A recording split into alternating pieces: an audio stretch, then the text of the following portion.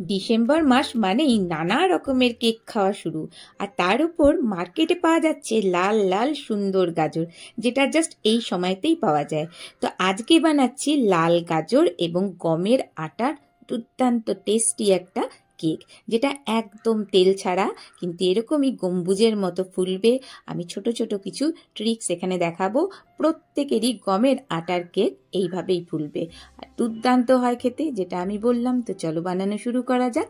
আমি অস্মিতা, সবাইকে ওয়েলকাম অস্মিতাস করায়। তো আমি এখানে প্রথমেই নিয়ে নিলাম পাতিলেবু। তো এখানে 3টে পাতিলেবু নিয়েছি, তবে আপাতত একটা পাতিলেবুই কেটে নিলাম। তারপর যদি প্রয়োজন হয় তাহলে আরও 2টো কেটে নেব। এবার নিয়ে নিতে হবে দুধ। এখানে নিয়ে নিয়েছি 250 গ্রামের মতো দুধ। আর এই দুধের মধ্যেই আমরা পাতিলেবুর রসটা এর মধ্যে দিয়ে দেব। এখানে আপাতত একটা পাতিলেবুর রসেই মনে হচ্ছে হয়ে যাবে, কারণ রসটা অনেকটাই বেশি আছে। তো এবার ভালো মতো করে দুধের সাথে এটা মিলিয়ে এটাকে রেখে দেব বাটার মিল্ক হওয়ার জন্য। আর এখানে আমি নিয়ে নেব গাজর, যেটা আমি বলেছিলাম লাল লাল গাজর। মার্কেটে এখন এরকম পাওয়া যাচ্ছে, আর লাল গাজরের তো অনেক রেসিপি হয়। আর তো এবারে গাজরটাকে কি করব, খুব ভালো মতো করে আগে ছাড়িয়ে নিয়ে কয়েকটা আগে পিস করে নেব। নিয়ে গাজরটাকে একটু ভালো করে ধুয়ে নিতে হবে, 2-3 বার করে একটু ভালো করে এটাকে ধুয়ে নেব।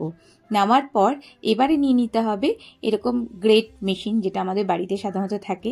এবারে যেটা একদম পাতলা হয় না, মানে একদম সরু সরু হয়, সেটা আমরা এখানে ইউজ করব। খুব বেশি মোটাটা ইউজ করব না। আর ভেতরের যে শক্ত অংশটা, সেই শক্ত অংশটাকে ফেলে দেব। মানে লাল লাল যে অংশটা আছে সেই পর্যন্তই আমরা এটাকে গ্রেট করে নেব। নিয়ে এবারে আমরা যে বাটার মিল্কটা তৈরি করতে দিয়েছিলাম সেটাকে একটু দেখে নেব। তো এটা কিন্তু দুধটা ছেড়ে ছেড়ে গেছে। আর এর মধ্যেই দিয়ে নেব 1 চামচ ঘি। এখানে আমি বলেছিলাম যে তেল ব্যবহার করব না, তো এটা ঘি দিয়েই করব, যেহেতু এখানে গাজর ইউজ করছি না, গাজরের সাথে ঘিটাই ভালো লাগে। খুব ভালো করে মিশিয়ে নিতে হবে। ঘি তো খুব ভালো করে প্রথমেই একসাথে দুধের সাথে মিশবে না, ওটা আমরা পরবর্তীতে আস্তে আস্তে মেশাতে থাকবো। এবারে চিনিটাও নিয়ে নিলাম। এখানে 1/2 কাপ লাগবে এখানে চিনি। চিনিটা যদিও স্বাদ অনুসারে, তবে কেকের ক্ষেত্রে মেজারমেন্টটা একদম মাস্ট দরকার। তো এখানে 1/2 কাপ চিনি নিয়েছি। আর তার এগেনস্টে নিয়ে নিতে হবে 1 কাপ গমের আটা। তো সেটাকে কি করব, আগে খুব ভালো মতো চেলে নিতে হবে, যাতে এর মধ্যে কোনো লাম্পস যেন না থাকে। আর তাছাড়াও এর মধ্যে যে এয়ারটা তৈরি হবে না, তো এটাও কিন্তু কেক ফোলার ক্ষেত্রে অনেকটাই কাজে দেবে। এর সাথে দিয়ে দেব 1/2 কাপেরও কম, মানে 1/4 কাপ ধরে নিতে পারি সুজি। এটা যেমন ক্রাঞ্চি ব্যাপারও আসবে সুজির মধ্যে, আর টেস্টটাও সুজির অনেকটাই বাড়িয়ে দেবে। এবার একসাথে খুব ভালো করে হুইস্ক দিয়ে এটাকে মিশিয়ে নিতে হবে। তো এটাকে বেশ 2 থেকে 3 মিনিট ভালো করে মিশিয়ে নিয়ে, যেহেতু এর মধ্যে সুজি আছে, তো এটা ঢেকে কিছুক্ষণের জন্য, কমপক্ষে এটা আধ ঘন্টার জন্য এমনিভাবেই রেখে দেব। আধ ঘন্টা পর এটাকে একটু আমরা চেক করে নেব। তো দেখতে পাচ্ছি এটা অনেকটা কিন্তু ঘন হয়ে গেছে। তো সেক্ষেত্রে দুধ দিয়ে নিতে হবে। তো একবারে দুধ দেব না, অল্প অল্প করে দুধ মেশাতে থাকবো। আর এরকমভাবে আমরা হুইস্কটাকে চালাতে থাকবো।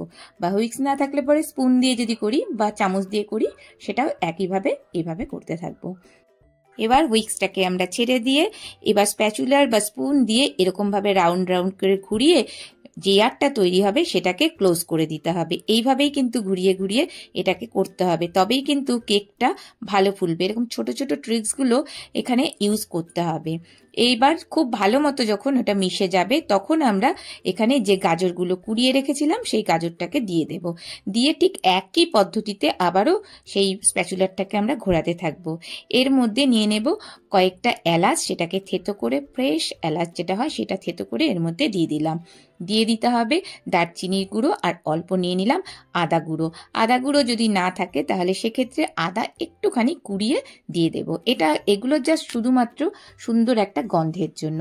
এবার আরও সুন্দর আর একটু গন্ধের জন্য আমি এখানে যে পাতি লেবু আছে না, সে পাতি লেবুর ওপরের যে গ্রিন অংশটা, সবুজ অংশটাকে একটুখানি গ্রেট করে নেব, তাহলে সুন্দর একটা লেমন। এদিকে একটা কড়াকে স্ট্যান্ড বসিয়ে প্রিহিট করার জন্য রেখে দেব। একটা পাতি লেবু এরকম কোনো বাটিতে আগে রস করে নেব।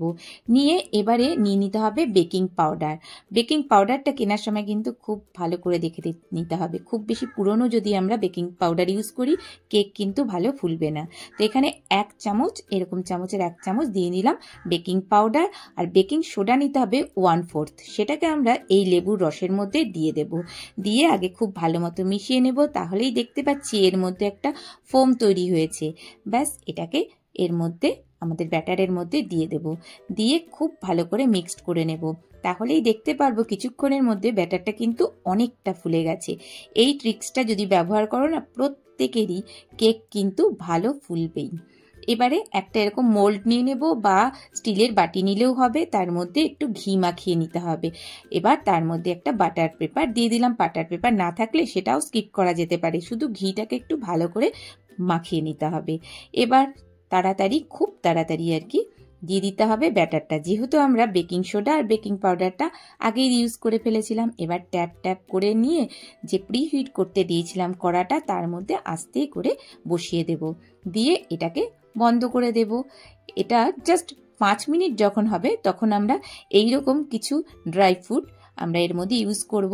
চাইলে পরে করতেও পারো, না হলেও কোনো অসুবিধে নেই, দেখতে ভালো লাগার জন্য এবং খেতে ভালো লাগবে বলে ওপর থেকে একটু ড্রাই ফ্রুটস ওপর দিয়ে দিলাম। এবার ঢাকাটাকে আমি চেঞ্জ করে একটু উঁচু টাইপের ঢাকা এর মধ্যে দিয়ে দিলাম। দিয়ে এটা মোটামুটি 35 থেকে 40 মিনিট পর আমি এটা তুলেছি। এবার একটু চেক করে নেব যে কেমন হয়েছে, ভেতরটা ঠিকঠাক আছে কিনা। তো দেখতে পাচ্ছি আমাদের স্টিকের গায়ে কিন্তু একদম লেগে নেই, তার মানে এটা কিন্তু একদম পারফেক্ট তৈরি হয়ে গেছে। তাছাড়া এর যে কালারটা আছে, কালারটা দেখেই মনে হচ্ছে যে এটা কিন্তু একদম তৈরি হয়ে গেছে। এটা এখন প্রচণ্ডই গরম, কিন্তু গরম গরম অবস্থাতেই এটাকে ডিমোল্ড করতে হবে, না হলে এর মধ্যে যে জলীয় বাষ্প যেটা আছে সেটা কিন্তু একদম নিচের পোর্শনটা জল জল হয়ে যাবে। কাজেই খুব তাড়াতাড়ি এটা গরম গরম অবস্থাতেই ডিমোল্ড করে নিতে হবে। আর ওপরের যে বাটার পেপারটা আছে সেটাকে আমি এই মুহূর্তে এটাকে রিমুভ করে দিলাম, না করলেও কোনো অসুবিধে ছিল না। তারপর এরকম কোনো একটা জালিদার কোনো জায়গায় রেখে দিতে হবে, যাতে করে যে এয়ারটা আছে নিচের দিকে সেটা যেন বেরিয়ে যেতে পারে। এরপর এটাকে কোনো কটন কাপড় দিয়ে কিছুক্ষণের জন্য ঢেকে ঠান্ডা করে নিতে হবে। গরম গরম অবস্থাতেও কেক খাওয়া যায়, সেক্ষেত্রে আর সেটার প্রয়োজন হবে না। আর যদি ঠান্ডা করে খাও তাহলে অবশ্যই এই পদ্ধতিটাকে মেনটেন করতে হবে। তো দেখো আমাদের ঠান্ডা হয়ে গেলে পরে কেকটা কিন্তু একদম রেডি হয়ে গেছে। কত সুন্দর হয়ে গেছে, আটার কেক কিন্তু কত সুন্দর। আর এটা যেহেতু আটা আর গাজর দিয়ে তৈরি করেছি, সেটা বাচ্চা থেকে বড় সবার জন্যই অনেকটাই হেলদি। সেক্ষেত্রে ঘির যদি কারো অসুবিধে থাকে তাহলে ঘিয়ের বদলে এখানে তেল ব্যবহার করা যেতে পারে। তো এবার ছোট ছোট পিস করে কেটে নেব। আর এটা মোটামুটি 3 থেকে 4 দিন ফ্রিজে রেখে খাওয়া যাবে। তো ভেতরটাও দেখো কতটা সুন্দর ফুরফুরে তৈরি হয়ে গেছে। তো কেমন লাগলো এই রেসিপিটা জানাতে পারো। যদি ভালো লাগে তাহলে একটা প্লিজ লাইক দিতে ভুলো না, আর আমার চ্যানেলটিকে সাবস্ক্রাইব করে রেখো। আর বাড়িতে এইরকম হেলদি কেক ট্রাই করো, আর কেমন হলো সেই ফিডব্যাকটা জানিও। আজকে এ পর্যন্তই, ভালো থেকো।